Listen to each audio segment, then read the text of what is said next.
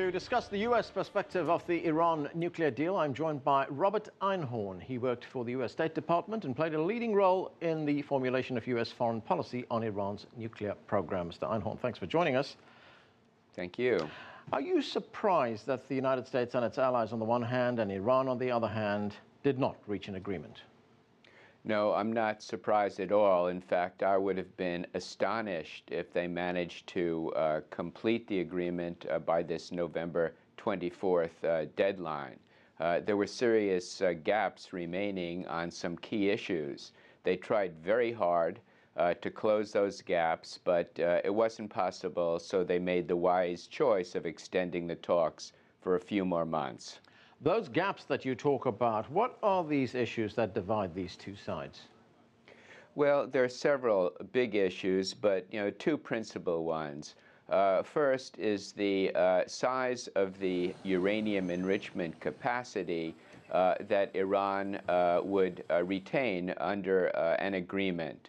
The U.S. and its P5+1 partners would like Iran to reduce its current capacity so as to ensure that it would take a substantial period of time to acquire enough enriched uranium to have a single nuclear bomb if it decided to do so. The second big issue is on the timing of the relief of sanctions. It's already agreed that all nuclear-related sanctions will go away, but there's a question on how the sanctions relief measures will be phased.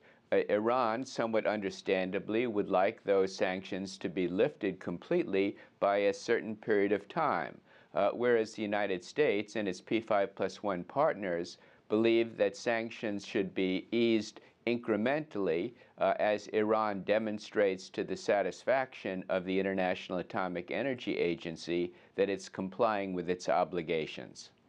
Right, so now we have a situation where the deadline has been moved to the end of June next year, but there are some delegations which are saying, Britain for one, is saying that we hope to have a comprehensive plan in place within the next 3 months.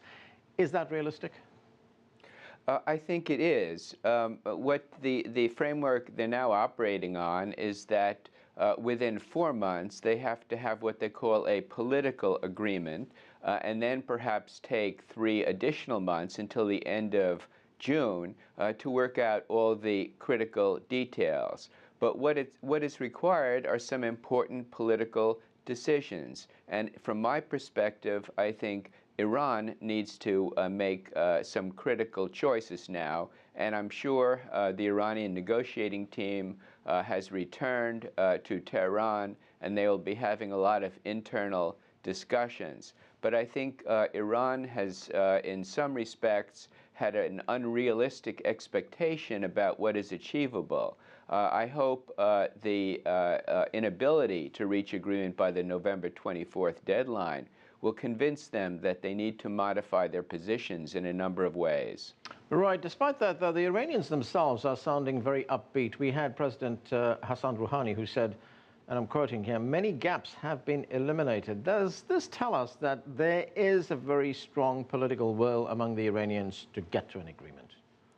I think the Iranians do want an agreement, primarily because an agreement would result in the suspension and eventual lifting of all economic sanctions related to the nuclear issue. This is very important for Iran because their economy has suffered under these sanctions. So there's a strong will to get the sanctions removed. The question is whether they're prepared the price in terms of constraints on their own nuclear program that will be necessary to get those sanctions removed. There is opposition here in the United States, domestic opposition to any kind of a deal. We know that the U.S. Congress is not on board as far as these talks are concerned. Is there a chance that the U.S. Congress could impose more sanctions, which could undermine these talks in the next few months? Well, the initial reaction of members of Congress has been mixed. Secretary Kerry, in a press event from Vienna, appealed to his former colleagues in the Congress to give the administration the benefit of the doubt, to see how much progress had been achieved, and to hold off on additional sanctions, which the Secretary considered unnecessary in order to motivate Iran to reach a good deal. Not only unnecessary, but potentially disruptive of the talks. You can count on the administration in the next several days and weeks speaking to members of Congress, briefing them on the details of the negotiations, and appealing for additional time to try to close a deal without the burden of additional sanctions. If we look, beyond the nuts and bolts of this deal, if we look at the broader issue, the one of trust, which has been talked about very often, the Iranian Foreign Minister Mohammad Zarif has said that one of the major obstacles in reaching an agreement is what he called compounded mutual mistrust. Are they going to be able to overcome that? I think it will take quite some time, and it will require movement step by step. I think Iran's compliance with the interim deal over the last 12 months or so has been a useful step in helping to build trust. But we've had over 3 decades of very powerful mistrust between the two countries. There remain behaviors on the Iranian side that give Americans pause, behaviors in the Middle East and domestically. And so trust is going to take quite a while to build. And I think a nuclear deal and scrupulous compliance with the nuclear deal will be critical steps in rebuilding this trust. Robert Einhorn, thanks for joining us, sir. Thank you very much for having me.